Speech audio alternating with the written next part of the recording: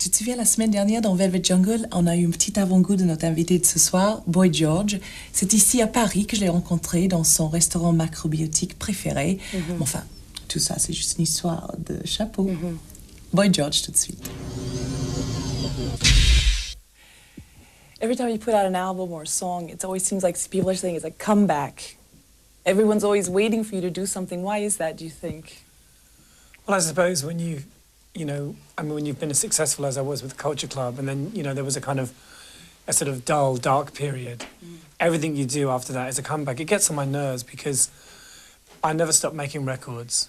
For the last 7 or 8 years since I left Culture Club, I've made a lot of records. I've had a kind of up and down career, but I wouldn't call what I'm doing now a comeback. It's just journalistic media terms, I don't really pay too much attention to it, but it kind of aggravates me a bit. The album is called Cheapness and Beauty. Are you attracted to both? Well, I think that both things are relative. One man's idea of beauty may be another man's idea of absolute ugliness. But I'm attracted to, it's like, what a magpie is? The bird. Yeah, well, they sort of attracted to glittery things. So it's really about that, cheapness and beauty. And sort of frailty. The song Cheapness and Beauty is really about being in love and being in love with kind of lost souls. If you listen to the words of the song, it's more explanatory. And you like lost souls? Well, I suppose I am a lost soul in some ways, and so I think most gay people are lost souls. Because I think for the most informative years of your life, you're not really allowed to be who you are. And there isn't any encouragement of your emotions. So there's a part of you that always feels separate, and there's another part of you that always wants to belong. So I think it's really all to do with that. The whole album is really autobiographical. It's very much in line with my book, which is coming out soon. And writing the book and writing the album at the same time did stir up a lot of memories. So it's very much stories from my childhood, stories from now, lots of things like that. Your autobiography, it starts when you were a kid? Or what age does it start? It starts from as early as I can remember, because a lot of my early childhood I don't actually remember. So there's vivid memories of childhood and huge chunks that are missing. Probably stuff that I don't want to remember. But I remember one of my earliest memories was sort of really loving Shirley Bassey. So it starts off with, when I was a little boy, I wanted to be like Shirley Bassey. That's how the book starts. Goldfinger and all. I remember one of my first favourite songs was Never, Never, Never. Do you know this one? No. I'd like to run away from you, and if I could, I would, but I would die. Oh, yeah, really? High drama. I've always been a bit of a drama queen. What were you like as a little kid? Were you flamboyant, or were you private, or...? Well, it's quite hard to be private in a family of 6 kids. We lived in a very, very small house. 4 boys in one room.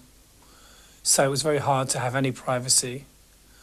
But I used to wander a lot as a kid. I was a walker. I used to go off on sort of walking adventures, just kind of... Sometimes I would walk for like 8 or 9 hours and then sort of end up somewhere in the middle of nowhere and freak out. But I did a lot of walking as a kid, and I used to like being on my own. But I was quite friendly, quite, gregarious. All my friends were girls when I was a kid. It was always girls, swapping beads and singing pop songs. It was always girls. Baby, baby, we like your lips. Baby, baby, we like your pants. All aboard for sunshine. Baby, baby, we want in. We want some, we want some. All aboard for sunshine. The first single of the album is Fun Time. It's a cover of Iggy Pop and David Bowie. Why did you choose to do a cover? Why not? Is it because of everything I Own did so well, and this is a great cover? It's not really that conscious. I mean, I like to do covers on my albums. There's a lot of songs that I'd love to cover. And in fact, when we did Fun Time, it was never ever intended to be the first single.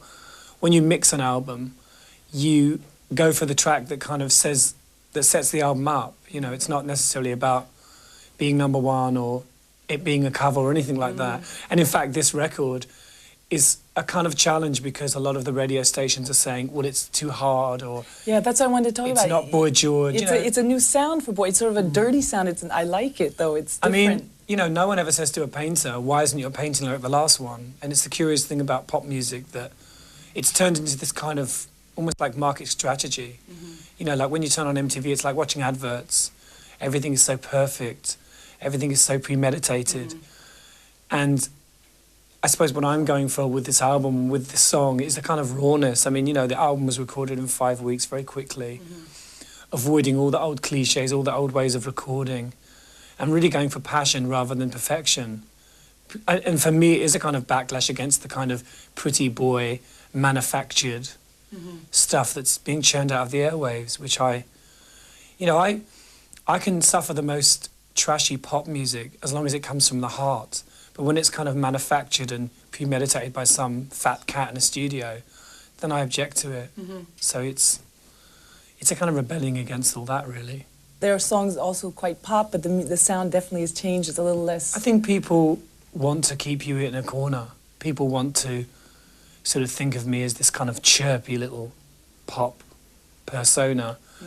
And, if people followed my career for the last 5 years, they'd see that I've gone through lots of changes, and I'll just continue to do whatever I want to do. I mean, that's all you can do as an artist.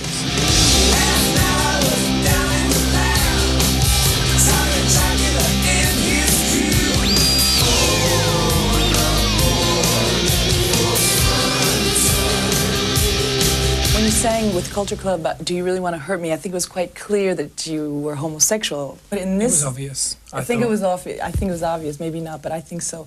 And now in these songs, you talk about your homosexuality, you talk about homosexuality in general, and it's much more, like you said, it's coming more from your heart. It's funny, it seems like for the first time you're talking about it from maybe helping someone who's going to be listening to your album at home, or who hasn't come out, or... I'd like to think that that I was driven by those pure motives, but I think that, songs are like, for me anyway, they're like exorcisms. They can be a means of revenge, purging.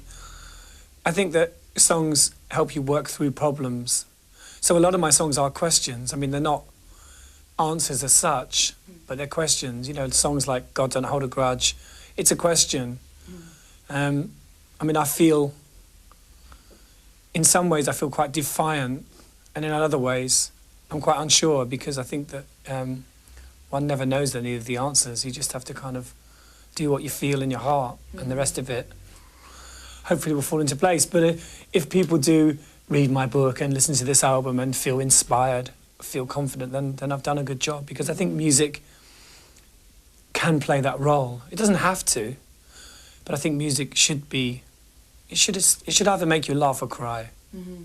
But you did say to me that you thought that it was important to listen to the lyrics. That you hope that in other countries, like in France, that people are going to be listening to you and they have your lyrics, that you're hoping that they'll understand them. I mean, for me, all the people that I've loved throughout history have been people who have really concentrated on writing great songs. People like Joni Mitchell, people like Morrissey. I mean, there are a lot of people writing great songs.